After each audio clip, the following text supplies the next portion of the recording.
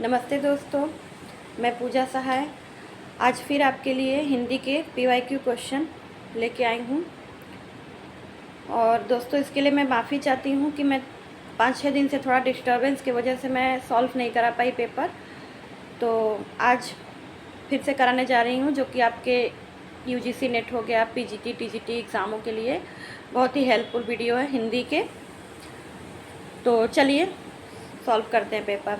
और दोस्तों, मेरे चैनल को सब्सक्राइब कर दीजिएगा और लाइक कर दीजिएगा और शेयर कर दीजिएगा अगर वीडियो आपको पसंद आई हो तो चलिए हम क्वेश्चन सॉल्व करते हैं।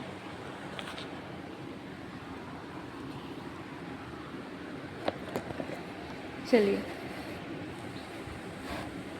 पहला क्वेश्चन है आपके स्क्रीन पर।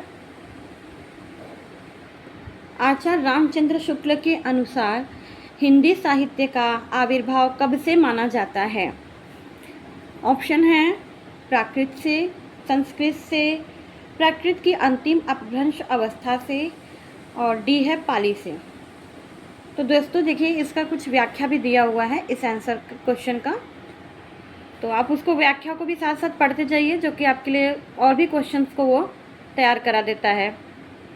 चलिए बढ़ते हैं। तो इसका ऑप्शन हो जाएगा, करेक्ट ऑप्शन जो हो जाएगा सी हो जाएगा। तो देखिए यहाँ पे आचार्य रामचंद्र शुक्ल ने हिंदी साहित्य का आरंभ संवत 1050 यानी ईस्वी 993 से संवत 1375 तक माना है। दोस्तों, अगर आपको ईस्वी सन किसी संवत का निकालना हो तो आप संवत में ईस्वी सन को माइनस कर देंगे तो वो ईस्वी निकल के आ जाएगी। जैसे 1050 संवत है, उसमें से अगर आप 993 माइनस कर देंगे तो 1050 से 57 माइनस कर देंगे, संवत का मतलब 57 माइनस कर देंगे तो आपका ईस्वी निकल के आ जाएगा। तो 1375 तक माना है। शुक्ल के अनुसार हिंदी साहित्य का आविर्भाव राजा भोज के समय से तथा प्राकृत की अंतिम अपभ्रंश अवस्था से होती है। शुक्ल इस समय की भाषा को प्राकृत की रूढ़ियों से बहुत कुछ बद्ध हिंदी कहा है। चलिए आगे बढ़ते दूसरे क्वेश्चन पे। अपभ्रंश के प्रथम महाकवि कौन हैं? अपभ्रंश के प्रथम महाकवि कौन हैं? तो ऑप्शन है हेमचंद्र, बी स्वयंभू, सी रामचंद्र शुक्ल, या डी सोमप्रभ सूरी।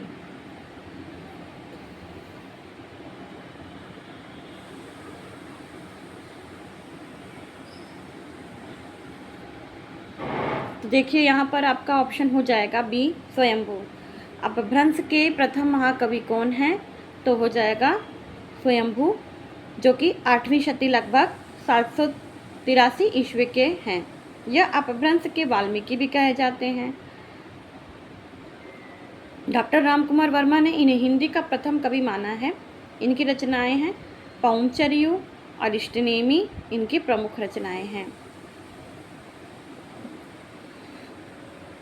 चलिए आगे बढ़िए, तीसरे क्वेश्चन पे हम बढ़ते हैं। हिंदी का प्रथम महाकाव्य कौन सा है? पृथ्वीराज विजय, रामचरितमानस, पृथ्वीराज रासो, पद्मावत। इसका राइट आंसर हो जाएगा हिंदी का प्रथम महाकाव्य पृथ्वीराज रासो है। तो इसका व्याख्या भी पढ़ते चलिए। आचार्य शुक्ल ने हिंदी का प्रथम महाकाव्य पृथ्वीराज रासो को तथा प्रथम महाकवि चंद्रवरदाई जी को माना है।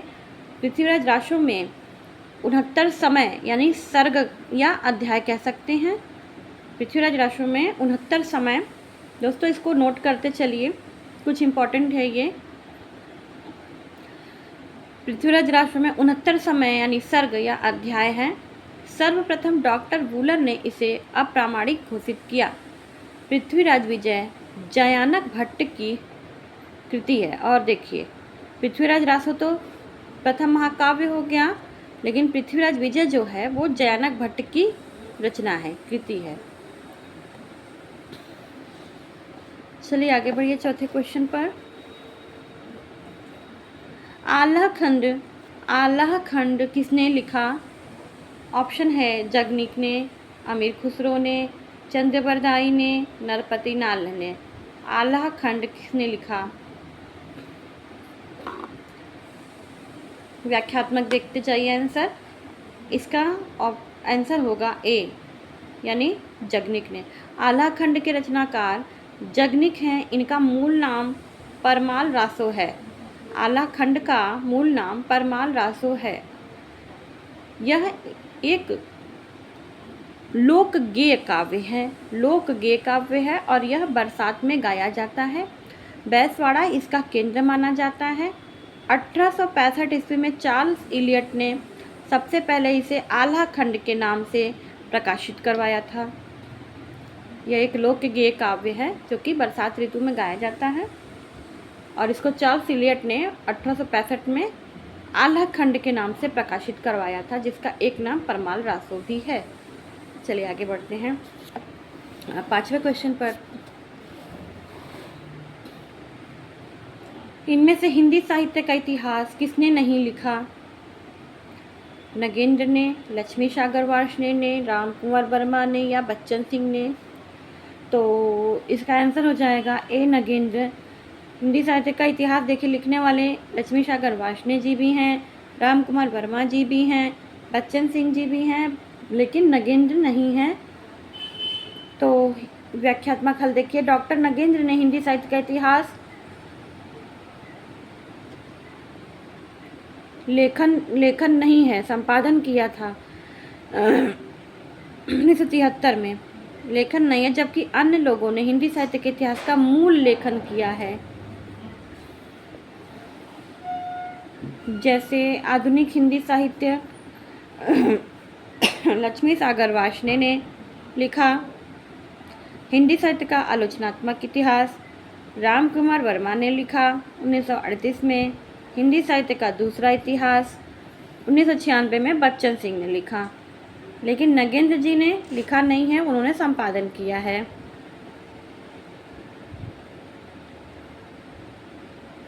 चलिए आगे बढ़ते हैं 6वें क्वेश्चन पर।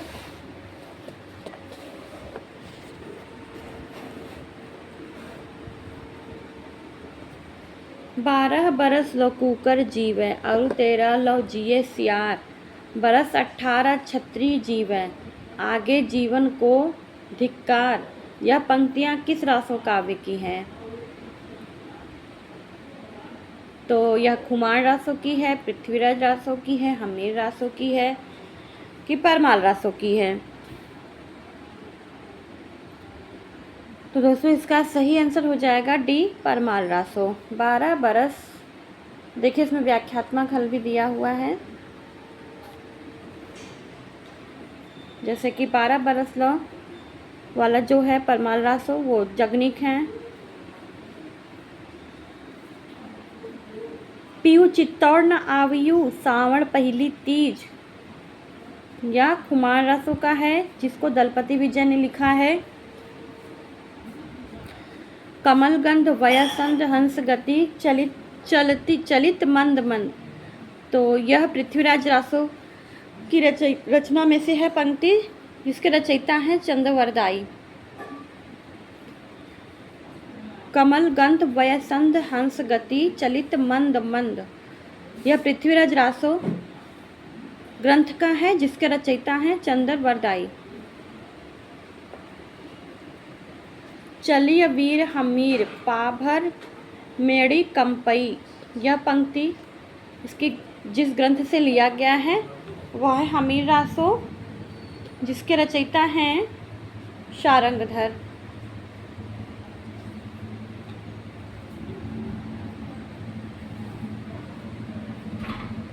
चलिए 7वें क्वेश्चन पे आगे बढ़ते हैं। इनमें से कौन सी राजस्थानी की बोली नहीं है?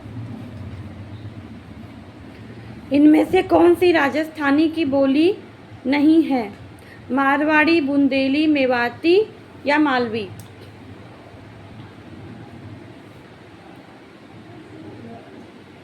व्याख्यात्मक हल देखिए, राजस्थान की 4 प्रमुख बोलियां हैं।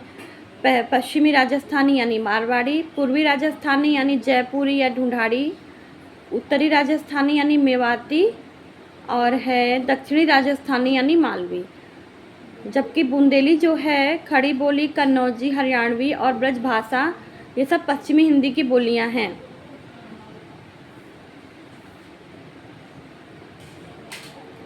खड़ी बोली, कन्नौजी, हरियाणवी और ब्रजभाषा, ये सब पश्चिमी हिंदी की बोलियां हैं और बुंदेली भी पश्चिमी हिंदी की बोलियां हैं। 8वें क्वेश्चन पर, करम शब्द की व्युत्पत्ति किस प्रक्रिया से हुई है? करम शब्द की व्युत्पत्ति किस प्रक्रिया से हुई है? अर्ध तत्सम, तत्सम, ऋण अनुवाद या तद्भव? तो तत्सम तो ये हो नहीं सकता, ऋण अनुवाद से कोई इसका ताल्लुक नहीं है, तो डी यानी तद्भव हो जाएगा। करम शब्द की उत्पत्ति तद्भव शब्द काम से हुई है और काम शब्द की उत्पत्ति तत्सम शब्द कर्म से हुई है। एक क्वेश्चन से 2-3 क्वेश्चन आपका तैयार हो जाता है व्याख्यात्मक हल देखने से। ठीक, 9वें क्वेश्चन पर आइए आगे। स्वाभाविक, स्वागत, इन दोनों में कौन सा उपसर्ग है? स्वाभाविक और स्वागत, इन दोनों में कौन सा उपसर्ग है? ऑप्शन है दोनों स्व है, बी दोनों में सु है, सी दोनों में क्रमशः स्व और सु है, डी दोनों में क्रमशः सु और स्व है।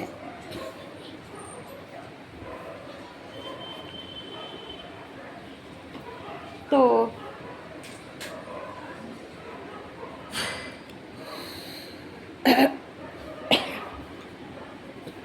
इसका राइट आंसर हो जाएगा सी।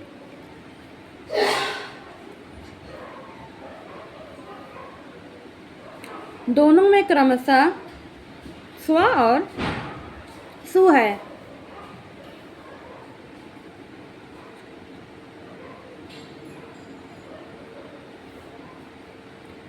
सी स्वभाविक यानी स्वाभाविक, सुआगत यानी स्वागत, दोनों में क्रमशः स्व और सु उपसर्ग का प्रयोग किया गया है।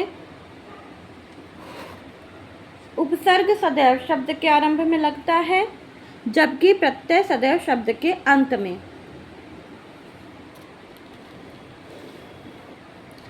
दसवें क्वेश्चन पे आगे बढ़िए।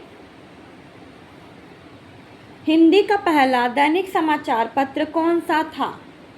हिंदी का पहला दैनिक समाचार पत्र कौन सा था? बंगदर्शन, समाचार सुधावर्षण, उदंत मार्तंड या भारत मित्र? तो हिंदी का पहला जो दैनिक समाचार पत्र था वह ऑप्शन बी हो जाएगा, समाचार सुधावर्षण। व्याख्यात्मक हल देख लीजिए। हिंदी का प्रथम दैनिक समाचार पत्र समाचार सुधावर्षण 1854 ईस्वी में था। यह कलकत्ता से प्रकाशित होता था तथा इसके संपादक श्याम सुंदर सेन थे। हिंदी का प्रथम समाचार पत्र 30 मई 1826 को कलकत्ता से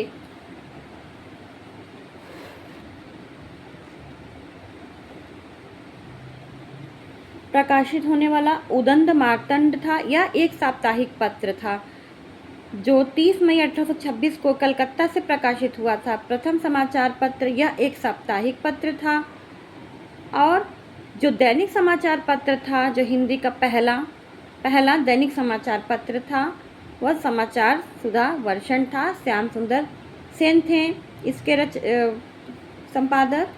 और जो साप्ताहिक पत्र था पहला, जो 30 मई 1826 को कलकत्ता से प्रकाशित हुआ, वह उसके जो संपादक थे पंडित जुगल किशोर थे। भारत का प्रथम समाचार पत्र बंगाल गजट अंग्रेजी में है।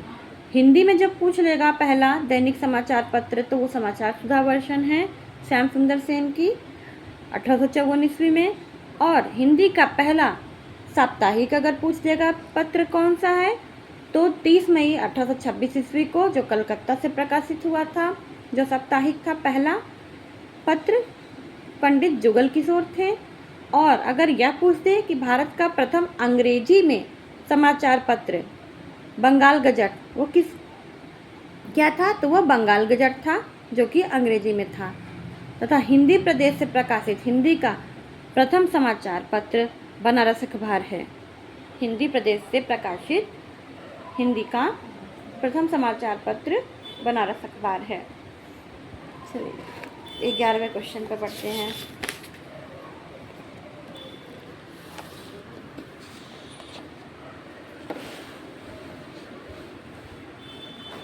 ग्यारहवां क्वेश्चन है, अमी हलाहल मद भरे सीत श्याम रतनार जियत मरत झुकी झुकी परत जेहि चितवत एक बार। इन काव्य पंक्तियों के कवि कौन हैं? बिहारी, रसलीन, घनानंद, मतीराम। तो इन पंक्तियों के रचनाकार जो हैं वह रसलीन हैं। देखिए इसके साथ साथ और भी पंक्तियां दी हुई हैं। जपमाला छापा तिलक सराय न एको काम, किसकी है? यह बिहारी जी की है। हीन भय जलमीन अधीन कहाँ कछु मो अकुलानी समाने, ये किसकी है? यह घनानंद जी की है।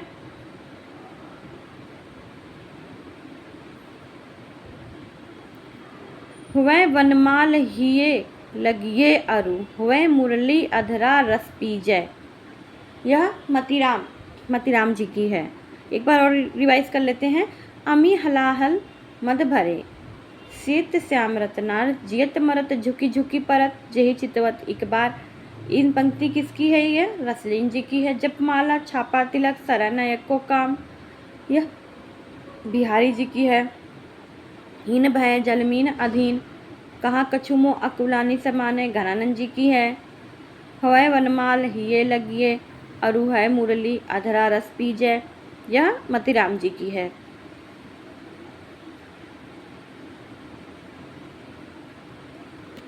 चलिए आगे बढ़िए 12वें क्वेश्चन पर।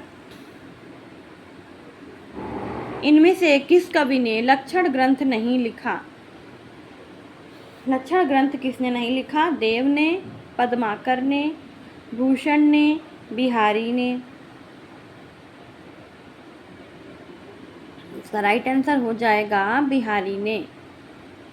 काव्य के लक्षण दोहा, सवैया, कवित्व इत्यादि छंदों या रस अलंकार आदि सिद्धांतों के रूप में कवि आचार्यों द्वारा निरूपण ही लक्षण ग्रंथ होता है। इनकी रचना लक्षण और उदाहरण युक्त होती है। इन्हें रीतिबद्ध या आचार्य कवि भी कहा जाता है। देव, पद्माकर, भूषण इसी श्रेणी के कवि हैं।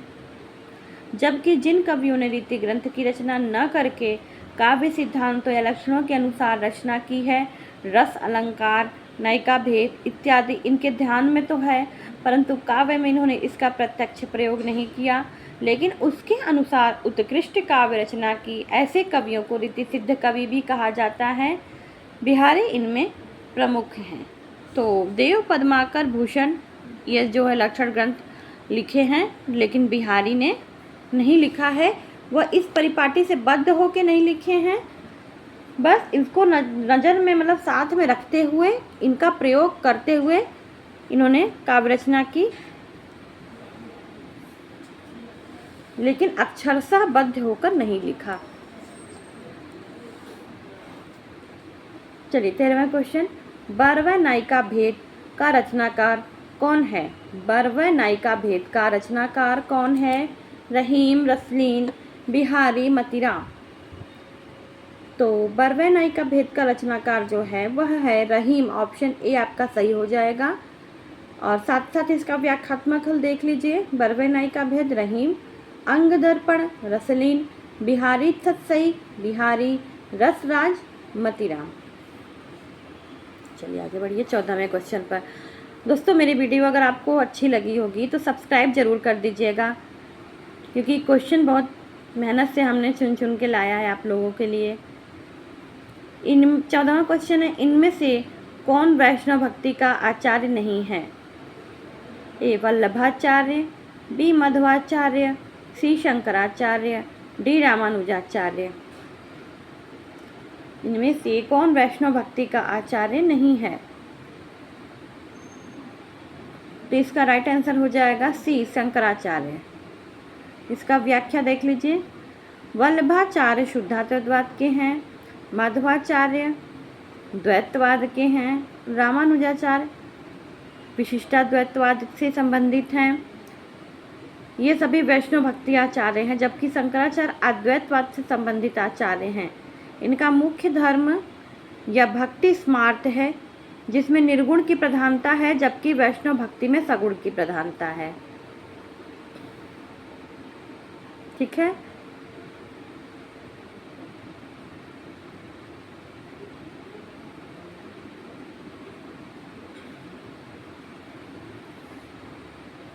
चलिए 15वें क्वेश्चन पे आगे बढ़ते हैं।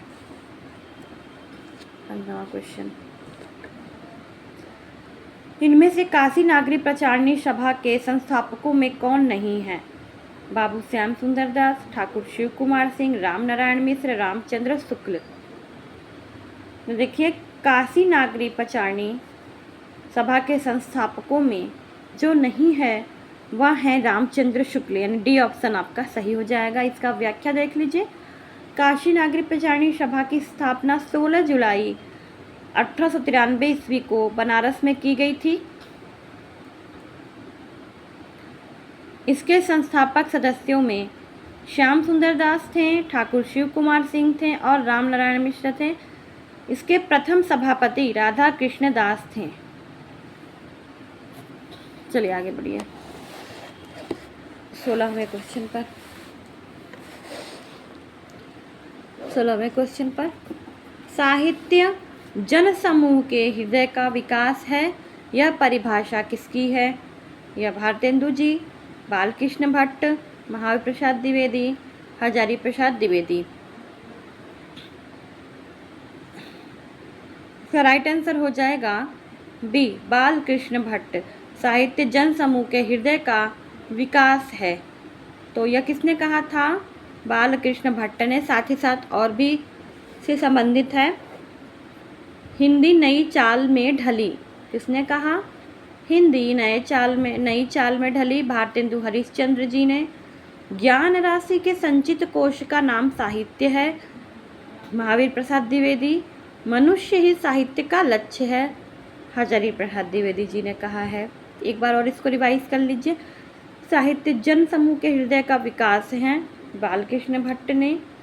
हिंदी नई चाल में ढली भारतेंदु हरिश्चंद्र जी ने। ज्ञान राशि के संचित कोश का नाम साहित्य है, महावीर प्रसाद द्विवेदी। मनुष्य ही साहित्य का लक्ष्य है, हजारी प्रसाद द्विवेदी। चलिए 17वें क्वेश्चन पे आगे बढ़ते हैं। प्रसादकृत प्रलय की छाया की विषय वस्तु के केंद्र में है, क्या है?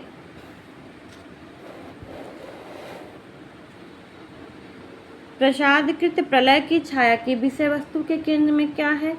महाराणा प्रताप का पराभव, पद्मिनी का अग्निदाह, जल प्रलय या रानी कमलावती का पश्चाताप। तो प्रसादकृत जो प्रलय की छाया की विषय वस्तु के केंद्र में, ऑप्शन डी सही हो जाएगा, रानी कमलावती का पश्चाताप है। प्रसाद की रचना प्रलय की छाया की विषय वस्तु रानी कमलावती का पश्चाताप है। इस कविता में अलाउद्दीन गुजरात के गुर्जर नरेश को पराजित करके उनकी पत्नी कमलावती को दिल्ली लाता है, जहां रानी बंदी के रूप में पश्चाताप करती हुई जीवन व्यतीत करती हैं। यह रचना प्रथम बार 1931 ईस्वी में हंस में प्रकाशित हुई थी। बाद में लहर नामक काव्य संग्रह में संकलित की गई है। पहले यह हंस में प्रकाशित हुई थी, लेकिन बाद में यह लहर में संकलित की गई है। ठीक, चलिए 18वां क्वेश्चन। निम्नलिखित में से कौन सी रचना उपन्यास नहीं है? रात का रिपोर्टर, विषाद मठ, पश्यंती या अजय की डायरी। इसका राइट आंसर हो जाएगा सी, पश्यंती, जो कि उपन्यास नहीं है। देखिए, रात का रिपोर्टर उपन्यास है, निर्मल वर्मा जी का है।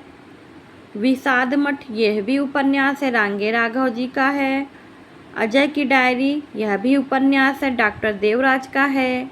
लेकिन पश्यंती जो है वह ललित निबंध संग्रह है, जो कि धर्मवीर भारती जी का है। रिपीट कर देते हैं। रात का रिपोर्टर उपन्यास है, निर्मल वर्मा का है। विषाद मठ उपन्यास है, लांगे राघव जी का है। पश्यंती अजय की डायरी डॉक्टर देवराज का है, यह भी उपन्यास है। लेकिन पश्यंती यह एक ललित निबंध संग्रह है, जो कि धर्मवीर भारती का है। चलिए नेक्स्ट क्वेश्चन पे। शीलवती सुरेंद्र वर्मा के किस नाटक की पात्र है? शीलवती सुरेंद्र वर्मा के किस नाटक की पात्र है? सेतुबंध, सूर्य की अंतिम किरण से सूर्य की पहली किरण तक, आठवां सर्ग या द्रौपदी? तो शीलवती जो है वह सूर्य की अंतिम किरण से सूर्य की पहली किरण तक की पात्र है, जो कि ऑप्शन बी है।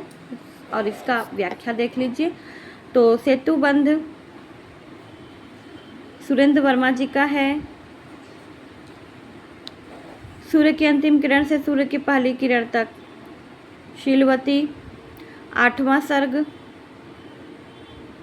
प्रियंगु मंजरी, द्रौपदी सुरेखा। तो यह सब जो है सुरेंद्र वर्मा जी के नाटक हैं।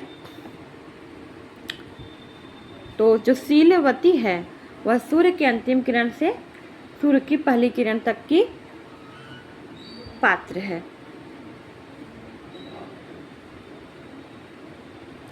आठवां सर्ग जो इनका है उसकी जो पात्र प्रियंगु मंजरी है और द्रौपदी की सुरेखा है।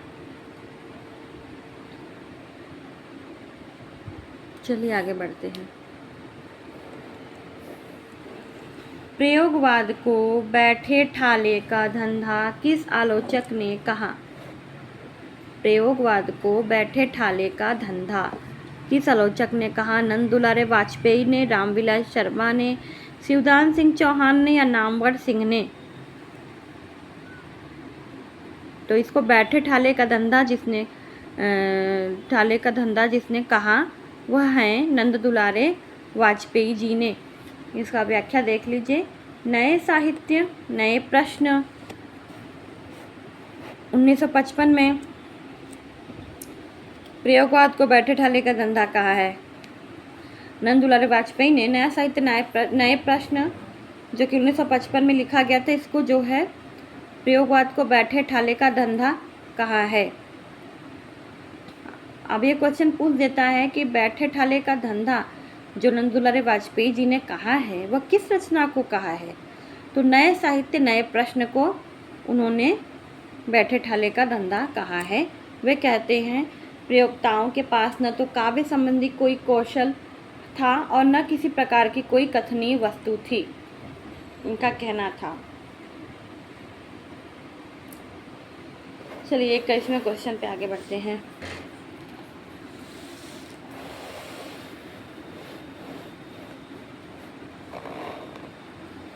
ये 21वां क्वेश्चन है असर्शन और रीजन। कविता मनुष्य के हृदय को स्वार्थ संबंधों के संकुचित दायरे से ऊपर उठाकर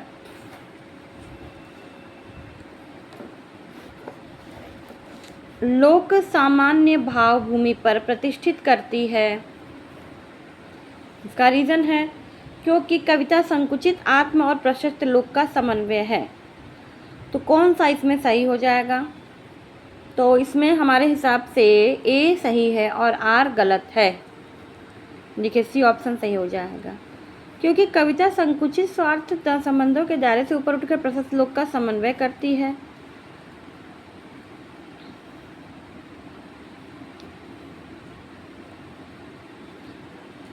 कविता में स्वार्थ संकुचित होता है न कि आत्म, अतः ए सही है और आर गलत है।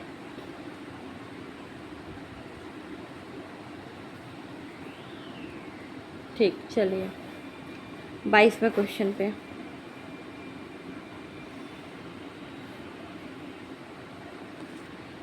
काव्य भाषा को सहज होना चाहिए और उसे वैचित्र, वक्तृता, अलंकार आदि के आडंबर से मुक्त होना चाहिए।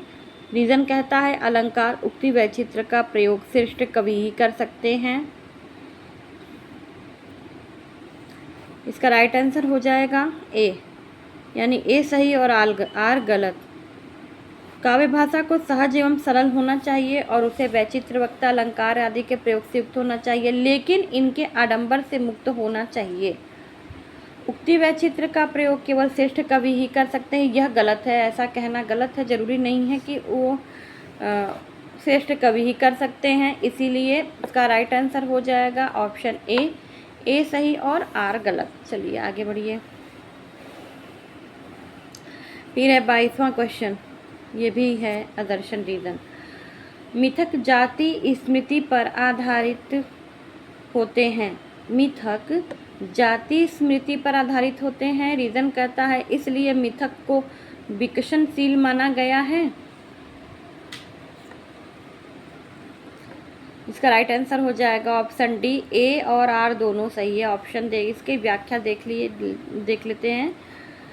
लोक प्रचलित पौराणिक कथा ही मिथक है।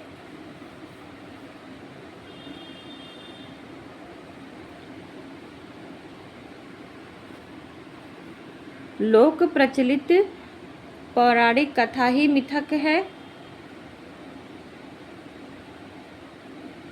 यह मिथक जनता के चित्त या जाति स्मृति में संचित रहते हैं। बाह्य और आंतरिक परिस्थितियां बदलने पर मिथकों में परिस्थितियों के अनुकूल परिवर्तन कर लिया जाता है, इसलिए मिथक विकासशील हो जाते हैं। अतः ए और आर दोनों सही हैं। फिर 24वें क्वेश्चन पे आइए। तुलसी के मत में निर्गुण रूप सुलभ अति, सगुन जान नहीं कोई, सुगम अगम नाना चरित, सुनि मुनि मन भ्रम होई। रीजन है क्योंकि सगुण साकार को उपासना और अनुभव के दायरे में लाना सहज है, जबकि निर्गुण निराकार की उपासना और अनुभूति नितांत कठिन है।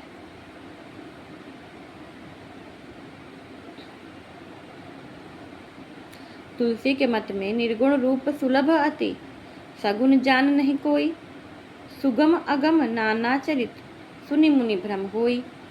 इसमें और रीजन कह रहा है क्योंकि सगुण साकार को उपासना और अनुभव के दायरे में लाना सहज है, जबकि निर्गुण निराकार की उपासना अनुभूति नितांत कठिन है। ऐसा नहीं है, तो इसका ऑप्शन हो जाएगा सी, ए और आर दोनों गलत हो जाएगा। जरूरी नहीं है कि निर्गुण निराकार की उपासना अत्यंत कठिन हो। तो व्याख्या क्या कहता है देखिए। कथन स्थापना में निर्गुण को सुलभ सुगम बताया गया है और सगुण को दुर्लभ दुर्गम, जबकि तर्क में सगुण को सुलभ सुगम, निर्गुण को दुर्लभ दुर्गम बताया गया है। अतः स्थापना और तर्क में अंतर संबंध न होने के कारण ए और आर दोनों गलत है, क्योंकि एक में सगुण को जो है कि बताया गया है सहज और एक में निर्गुण को, तो इसीलिए दोनों सी, ए और आर दोनों गलत हो जाएगा। ऑप्शन सी आपका हो जाएगा। चलिए आगे बढ़िए। प्रयोगवाद केवल शिल्प का चमत्कार है। रीजन कहता है क्योंकि प्रयोगवादी कविता में नए शिल्पगत प्रयोग किए गए।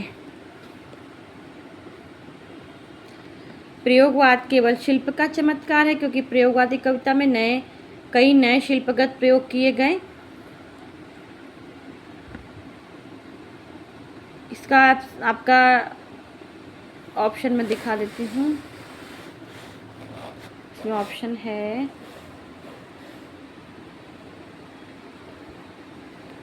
ए गलत, आर सही, ए और आर दोनों सही, ए सही, आर गलत, ए और आर दोनों गलत। तो इसका राइट आंसर हो जाएगा ए, यानी ए गलत और आर सही। प्रयोगवाद केवल शिल्प का चमत्कार नहीं है। प्रयोगवादी कविता में कई नए सिद्धांतों, नई भाषा, नए विषय, छंद, मुक्ति इत्यादि का शिल्पगत तो प्रयोग किया गया है, लेकिन यह कहना अनुचित है कि यह सिर्फ शिल्प का चमत्कार है। ऐसा नहीं है। तो ए गलत है और आर सही, यानी ऑप्शन ए आपका सही हो जाएगा। फिर 26वां क्वेश्चन है, अनुभव की प्रामाणिकता दलित और स्त्री लेखन की मूल शर्त है। अनुभव की प्रामाणिकता दलित और स्त्री लेखन की मूल शर्त है।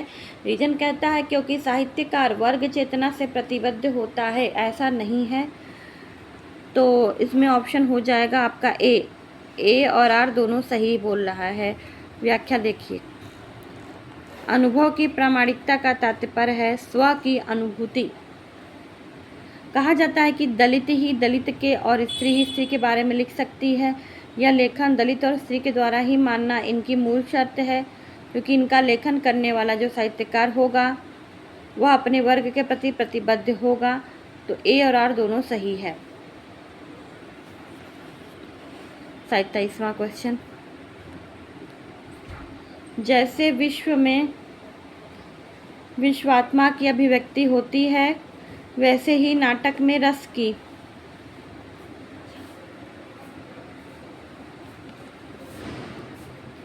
रीज़न, क्योंकि प्रेक्षक नाटक में आद्यतंत रस का अनुभव करता है।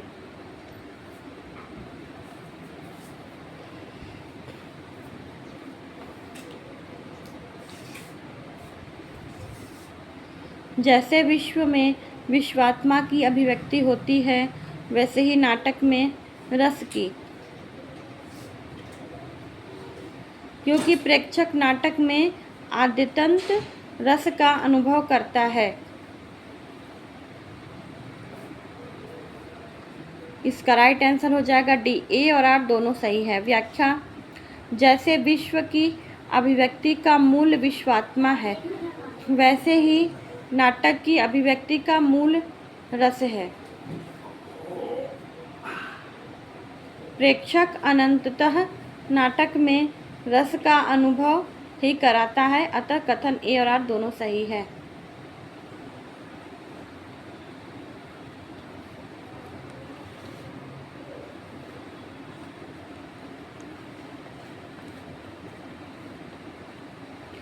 निम्नलिखित में से कौन सा युग्म संगत है? 28वां क्वेश्चन, विषाद मठ अमृतलाल नागर, विश्वबाहु परशुराम चतुरसेन शास्त्री, अंतिम अरण्य निर्मल वर्मा, मैया दास की माड़ी मोहन राकेश। कौन सा युग्म संगत है?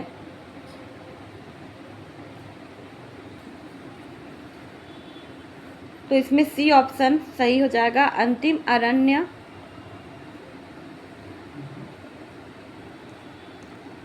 निर्मल वर्मा। और देख लेते हैं विषाद मठ, यह रांगे राघव जी का है। विश्वबाहु परशुराम विश्वंभरनाथ उपाध्याय, अंतिम अरण्य निर्मल वर्मा, मैया दास की माड़ी भीष्म साहनी।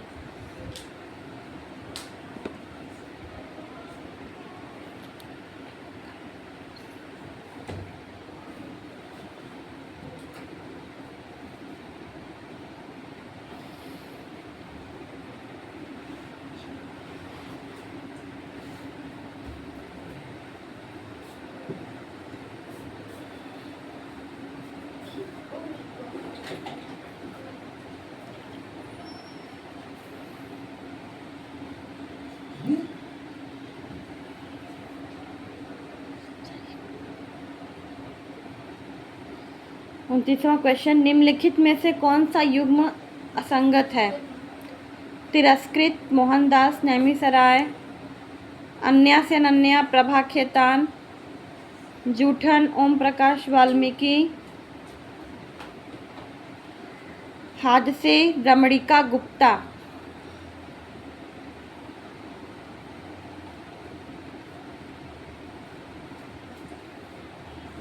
तो इसका राइट आंसर हो जाएगा ए, क्योंकि तिरस्कृत जो है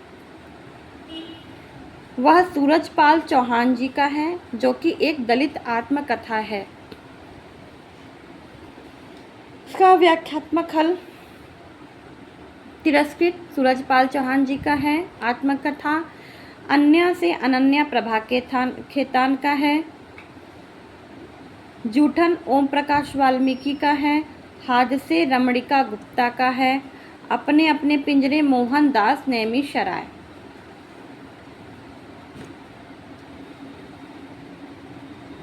तो इसमें असंगत पूछा है तो तिरस्कृत का आपका जो ऑप्शन हो जाएगा ए, यानी तिरस्कृत असंगत है, क्योंकि तिरस्कृत जो है वो सूरजपाल चौहान जी का है और जो मोहनदास नैमिषारण्य जी का है वो है अपने अपने पिंजरे। एक बार इसको और रिपीट कर लेते हैं। तिरस्कृत जो आत्मकथा है वह सूरजपाल चौहान का है, अन्या से अनन्या प्रभा खेतान का है, जूठन ओम प्रकाश वाल्मीकि का है, हादसे रमणिका गुप्ता का है और अपने अपने पिंजरे मोहनदास नैमिषारण्य जी का है। आगे बढ़िए क्वेश्चन 30 क्वेश्चन।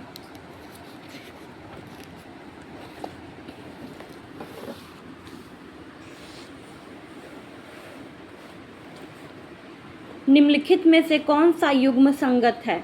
आह वेदना मिली विदाई जयशंकर प्रसाद, सखी वे मुझसे कहकर जाते महादेवी वर्मा, एक बार बस और नाच तू श्यामा सुमित्रा नंदन पंत, दुख सबको मांझता है निराला। इसमें क्या संगत है?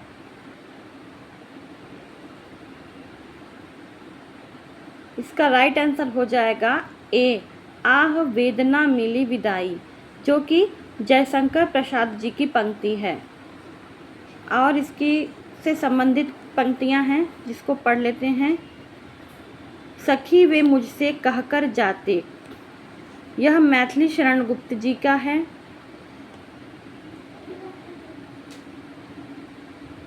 जो कि यशोधरा का है, इसको नोट कर लीजिए।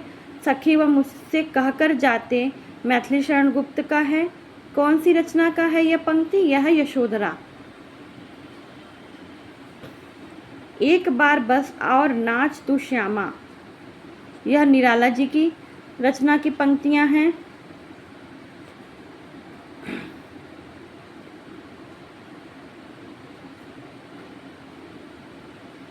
दुख सबको मांझता है, यह अज्ञे जी का है। यह पंक्ति अज्ञे जी की है।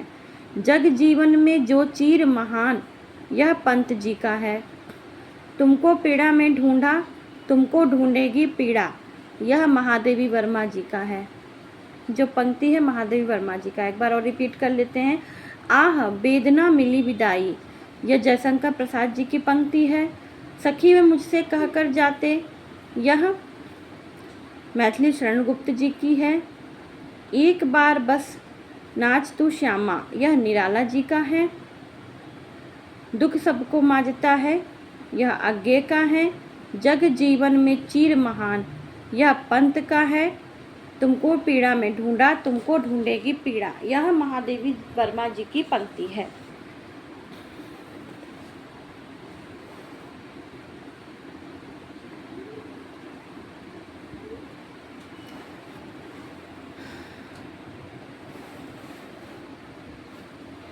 एक 30वां क्वेश्चन। प्रकाशन काल की दृष्टि से सही अनुक्रम क्या है? चित्रलेखा सन्यासी निर्मल वर्मा, न आने वाला कल, चित्रलेखा सन्यासी निर्मला, न आने वाला कल, निर्मला चित्रलेखा सन्यासी, न आने वाला कल, सी न आने वाला कल चित्रलेखा निर्मला सन्यासी, या सन्यासी चित्रलेखा निर्मला न आने वाला कल। तो इसका आपका राइट आंसर हो जाएगा निर्मला। प्रेमचंद जी से स्टार्ट होता है यह। निर्मला प्रेमचंद्र का उपन्यास है। फिर आइए चित्रलेखा भगवती चरण वर्मा जी का उपन्यास है। सन्यासी यह इलाचंद जोशी जी का उपन्यास है। न आने वाला कल यह मोहन राकेश जी का उपन्यास है।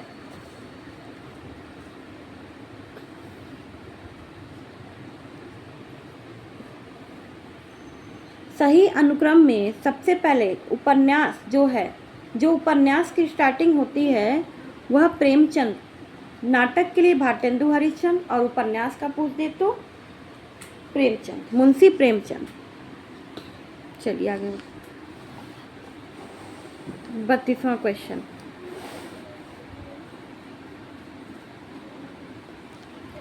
उपन्यास और कहानी मुंशी प्रेमचंद जी की प्रसिद्ध है। 32वां क्वेश्चन, कालक्रम की दृष्टि से निम्नलिखित कहानियों का सही अनुक्रम क्या है?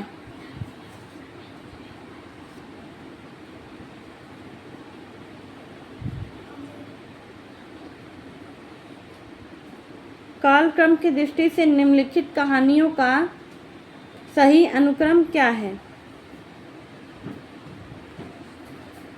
मिठाई वाला वापसी यक्षगान इंदुमती, वापसी यक्षगान मिठाई वाला इंदुमती, या इंदुमती मिठाई वाला वापसी यक्षगान, या यक्षगान इंदुमती वापसी मिठाई वाला।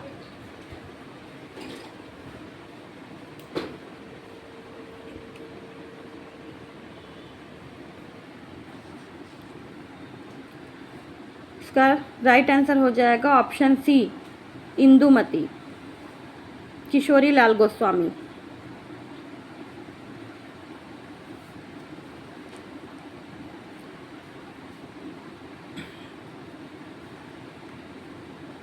इंदुमती किशोरी लाल गोस्वामी, मिठाई वाला भगवती प्रसाद वाजपेयी, वापसी उषा प्रियमवदा, यक्षगान अखिलेश।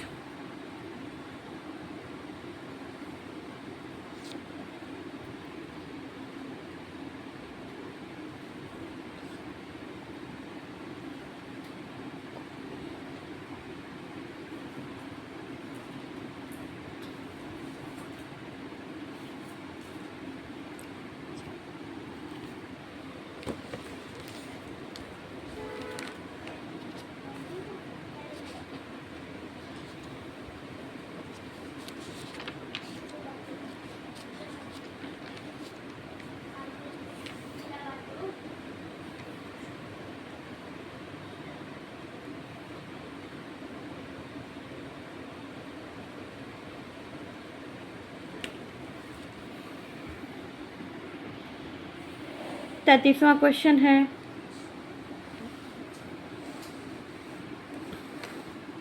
कालक्रम की दृष्टि से निम्नलिखित पत्रिकाओं का सही अनुक्रम क्या है? सुधा रूपाभ कृति, हिंदी प्रदीप, हिंदी प्रदीप सुधा रूपाभ कृति, रूपाभ कृति हिंदी प्रदीप सुधा कृति, हिंदी प्रदीप सुधा रूपाभ। इसका राइट आंसर हो जाएगा बी, हिंदी प्रदीप। इनके संपादक, साथ ही साथ इनके संपादक का भी नाम दिया हुआ है, हिंदी प्रदीप, जो कि 1877 ईस्वी में है। बालकृष्ण भट्ट। सुधा 1929 ईस्वी, दुलारे लाल भार्गव। रूपाब 1938, सुमित्रा नंदन पंत। कृति 1958, नरेश मेहता। 34वां क्वेश्चन, कालक्रम की दृष्टि से लक्ष्मी नारायण लाल के नाटकों का सही अनुक्रम क्या है? कलंकी, बलराम की तीर्थ यात्रा, अंधा कुआं, मादा कैक्टस।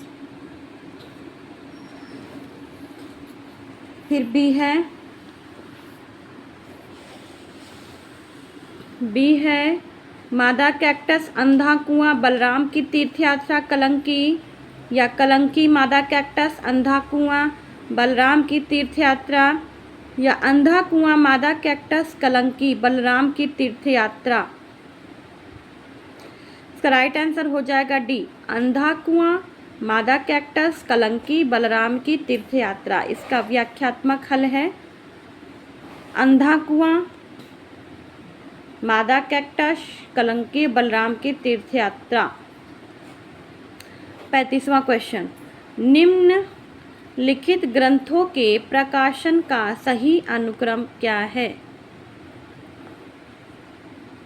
बाणभट्ट की आत्मकथा, चारुचंद्रलेख, पुनर्नवा, अनाम दास का पोथा। अनाम दास का पोथा, पुनर्नवा, बाणभट्ट की आत्मकथा, चारुचंद्रलेख। पुनर्नवा, अनाम दास का पोथा, या चारुचंद्रलेख, या बाणभट्ट की आत्मकथा, या चारूचंद्र लेख, बाणभट्ट की आत्मकथा या अनामदास का पोथा या पुनर्नवा। तो आप इसका राइट आंसर हो जाएगा ए, बाणभट्ट की आत्मकथा। जितनी ये आत्मकथाएं हैं यह हजारी प्रसाद द्विवेदी जी की हैं, इसको नोट कर लीजिए।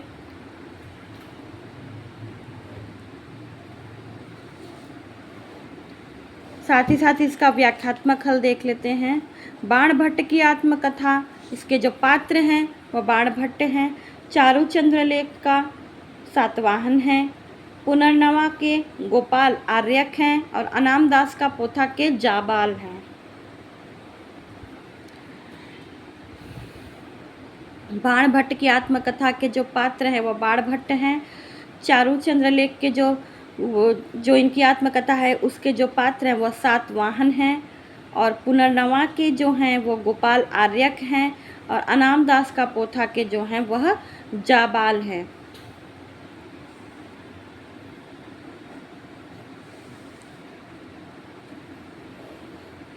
छत्तीसवां क्वेश्चन, निम्नलिखित संस्थाओं की स्थापना का सही अनुक्रम क्या है।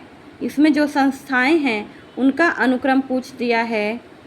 हिंदी साहित्य सम्मेलन, काशी नागरी प्रचारणी सभा, केंद्रीय हिंदी निदेशालय, दक्षिण भारत हिंदी प्रचार सभा। हिंदी साहित्य सम्मेलन, यह चारों ऑप्शन में स्थापना वर्ष जो संस्थाओं का है उसका सही अनुक्रम पूछा है। तो राइट आंसर आपका हो जाएगा सी, सबसे पहले काशी नागरी प्रचारणी सभा, जो कि काशी में इसकी स्थापना हुई थी। व्याख्यात्मक हल देख लीजिए। 16 जुलाई 1893 को काशी में काशी नागरी प्रचारणी सभा की स्थापना हुई थी। 16 जुलाई 1893 को काशी में।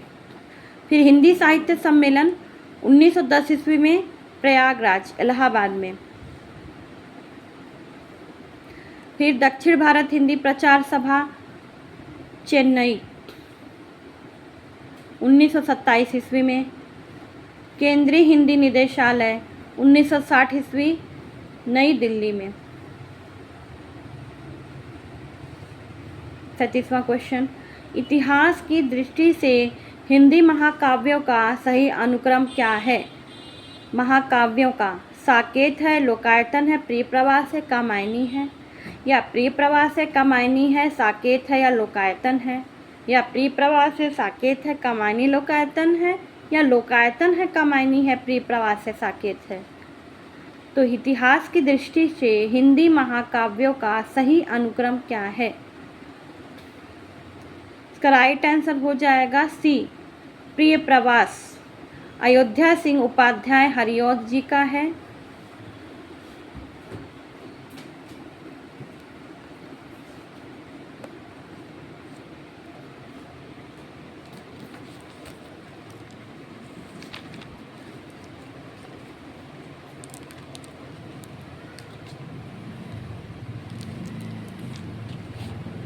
जो कि खड़ी बोली का प्रथम महाकाव्य है। खड़ी बोली का प्रथम महाकाव्य है। कुछ इम्पोर्टेंट इसके साथ हैं। जो खड़ी बोली का प्रथम महाकाव्य भी पूछ देगा तो यह प्रिय प्रवास है, जो कि अयोध्या सिंह उपाध्याय हरिऔध जी का है, जिसमें 17 सर्ग हैं। जिसमें कि 17 सर्ग हैं। और छायावादी शैली का अगर प्रथम महाकाव्य पूछ दे, छायावादी शैली का प्रथम महाकाव्य वो है कामायनी, जो कि जयशंकर प्रसाद जी की हैं, जो कि खड़ी बोली में है।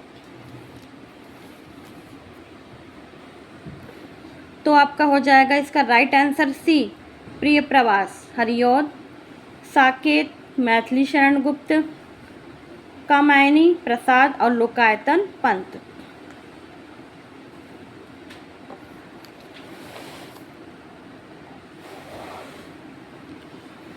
अड़तीसवें क्वेश्चन पे आगे बढ़ते हैं। 38वें क्वेश्चन पे, निम्नलिखित काव्य पंक्तियों को उनकी भाषा के साथ सुमेलित करना है।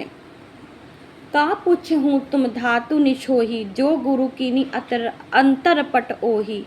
ढोला मारिया ढिल्ली महमुच्छी अमेच्छ शरीर, जो मांगहूँ सो देहु मनोहर। यह बात तेरी खोटी, उसकी चोटी सटकाई लख नागिन अपनी केंचली छोड़ सटक गई।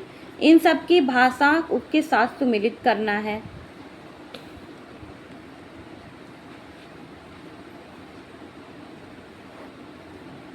इसका राइट आंसर है बी, का पूछहूँ तुम धातु निछोही।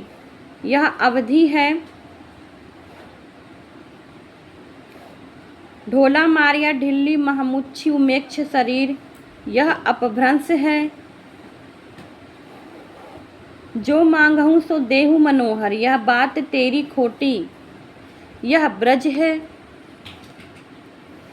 उसकी चोटी सटकाई लख नागिन अपनी केचली छोड़ सटक गई, यह खड़ी बोली है। खाड़ न मिली त आदमी चल न सके दो, यह गढ़वाली है। इसका राइट ऑप्शन बी हो जाएगा।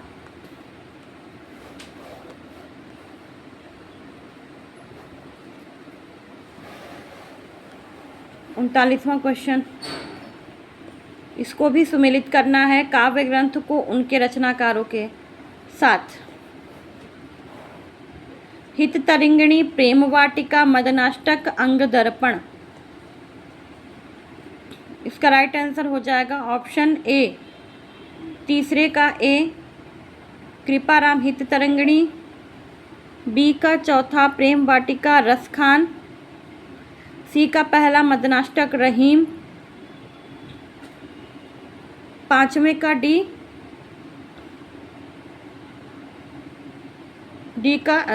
का दूसरा अंग दर्पण रसलीन। हित तरंगिणी, कृपाराम, प्रेम वाटिका, रसखान, मदनाष्टक, रहीम, अंग दर्पण, रसलीन, बिहारी सतसई बिहारी। अब निम्नलिखित बोलियों को उनके भौगोलिक क्षेत्र के साथ सुमेलित कीजिए। हड़ौती, बघेली, गढ़वाली, कन्नौजी।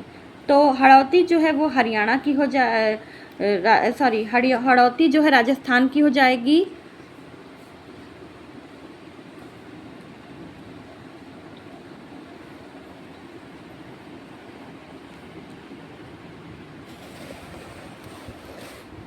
और बघेली मध्य प्रदेश की, गढ़वाली उत्तराखंड, कन्नौजी उत्तर प्रदेश और बांगरू हरियाणा।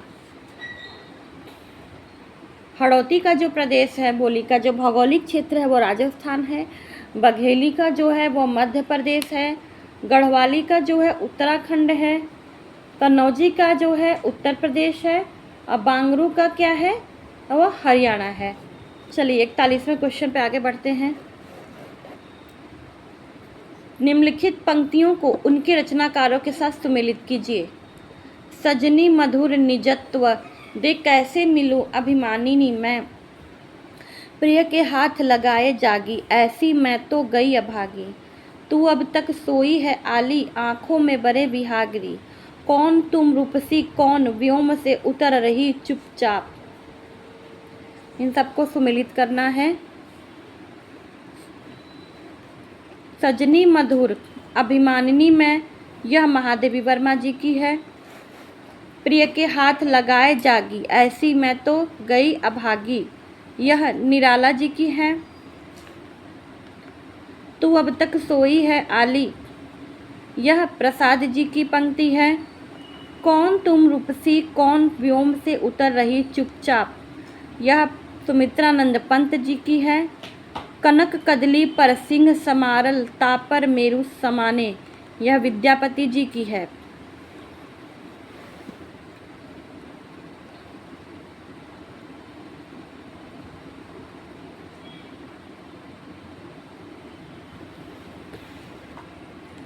बयालीसवां क्वेश्चन, कथनों के साथ उनके अलंकारों को सुमेलित कीजिए। कुछ कथन हैं, उनके अलंकार दिए हुए हैं, उनको उससे सुमेलित कराना है। वह आदमी नहीं हैवान है, वे तो मानो देवता है, कहीं यह उसकी चाल तो नहीं, आप तो साक्षात इंद्र हैं। इसमें अलंकार है, वह आदमी नहीं हैवान है, यह अपनहुति अलंकार है। वे तो मानो देवता है, यह उत्प्रेक्षा है। जहाँ पर जानू मानो यह चिन्ह शब्द का उपयोग होता है वहाँ पर उत्प्रेक्षालंकार हो जाता है। मनहु जनहु जिस शब्दों की जहाँ पर इसकी उपस्थिति हो वहाँ पर उत्प्रेक्षालंकार हो जाता है, तो वे तो मानो देवता है, तो यह उत्प्रेक्षा। कहीं यह उसकी चाल तो नहीं, यह भ्रांतिमान है। आप तो साक्षात इंद्र हैं, यह रूपक अलंकार है।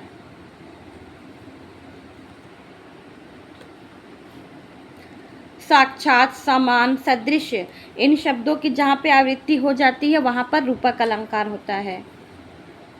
तो आप तो साक्षात इंद्र हैं, यहाँ पर रूपक अलंकार है। मीठी लगे अखियान लुनाई, मीठी लगे अखियान लुनाई, यहाँ पर विरोधाभास है।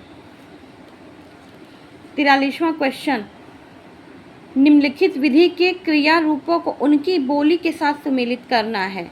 क्रिया रूप है उनकी बोली के साथ, यानी करो, अपभ्रंश, करहूँ, भोजपुरी, करो, अवधि, करा, बांगरू।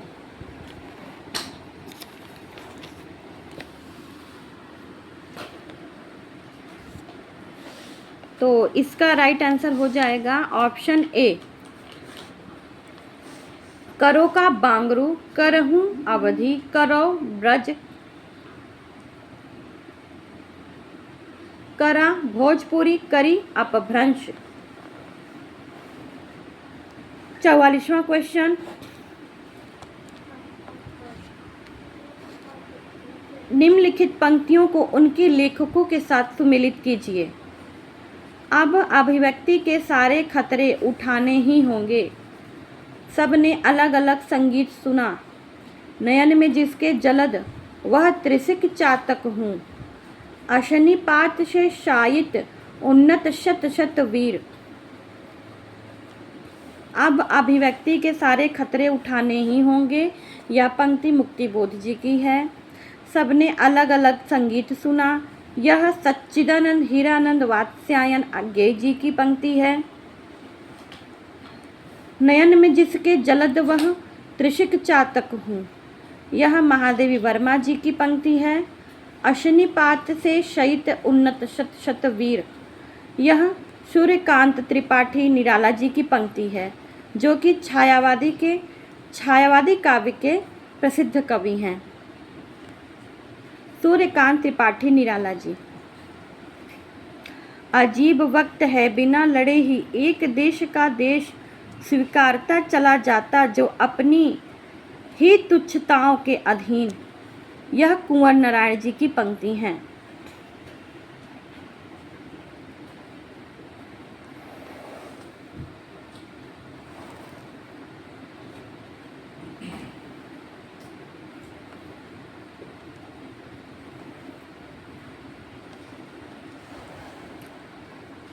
अब 45वां क्वेश्चन है। 50 क्वेश्चन का ये PYQ है। अब ये क्वेश्चन समाप्त होने ही वाला है। 45वां क्वेश्चन है, निम्नलिखित शब्दों को उनके समास के साथ सुमेलित कीजिए। वनवास, दान पुण्य, त्रिनेत्र, यथा विधि। तो वनवास, इसका विग्रह करने पर समास का पता चल जाता है, यानी वनवास यानी वन में वास करने वाला, कर्ता ने कर्म को करण से संप्रदान के लिए अपादान से संबंध काके की अधिकरण में पर, यह 7 कारक हैं। तो जिसमें से वनवास यानी वन में वास, यानी यह हो जाएगा तत्पुरुष।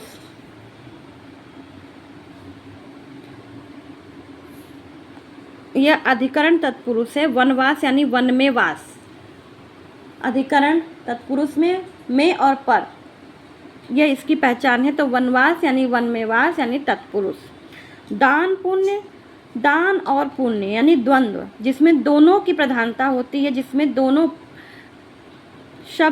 शब्द की प्रधानता होती है, वहाँ पर द्वंद्व समास हो जाता है। तो यहाँ पर दान और पुण्य दोनों प्रधान हैं, तो दान और पुण्य द्वंद्व समास। त्रिनेत्र, जहाँ पर संख्यावाची शब्द आ जाते हैं वहाँ पर बहुब्रीहि समास हो जाता है। तो त्रिनेत्र, जहाँ 3 नेत्र है अर्थात शंकर, तो यह यहाँ पर आपका बहुव्रीहि भी हो जाएगा और त्रिनेत्र, त्रिनेत्र जिसके अर्थात शंकर बहुव्रीहि।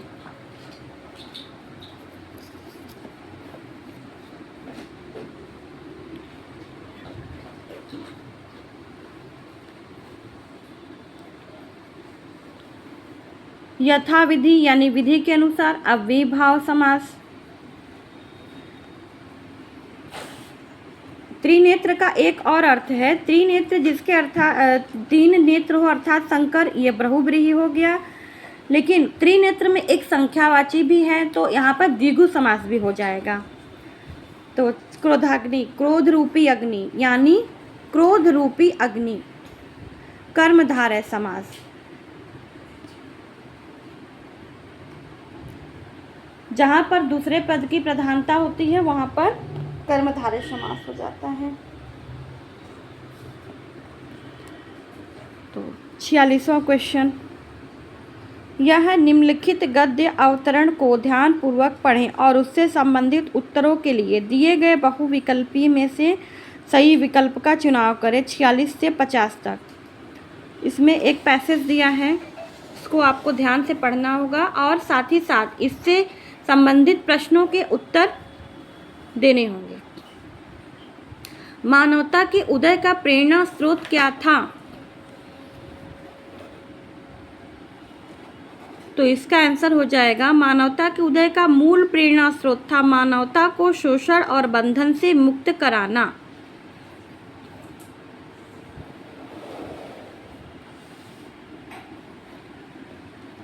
यह पैसेज ध्यान से पढ़ना होगा।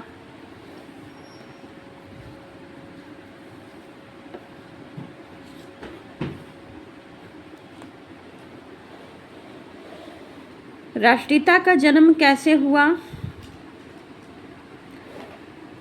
जब उदार मानवतावाद एक राष्ट्र की परिधि में सीमित हो गया, तब राष्ट्रीयता नामक देवी का जन्म हुआ।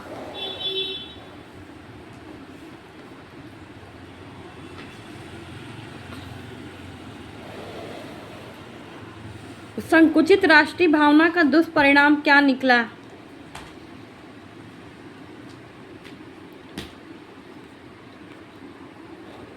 संकुचित राष्ट्रीय भावना ने मानवता को धनी और निर्धन 2 वर्गों में बांट दिया, जिसका परिणाम भयंकर सिद्ध हुआ। इसका राइट आंसर हो जाएगा डी ऑप्शन। 49वां क्वेश्चन, मनुष्यता की महिमा किन कारणों से विकृत हो उठी?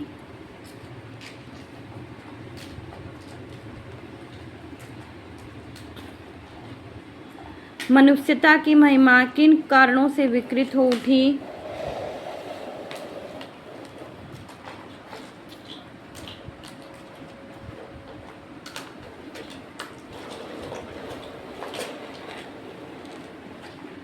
ए, संकुचित राष्ट्रीय भावना और परिणामतः महायुद्ध।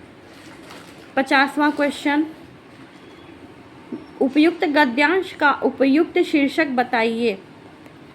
मानवतावादी राष्ट्रीय भावना के विविध रूप, मानवता से राष्ट्रीयता की ओर या राष्ट्रीयता से मानवता की ओर।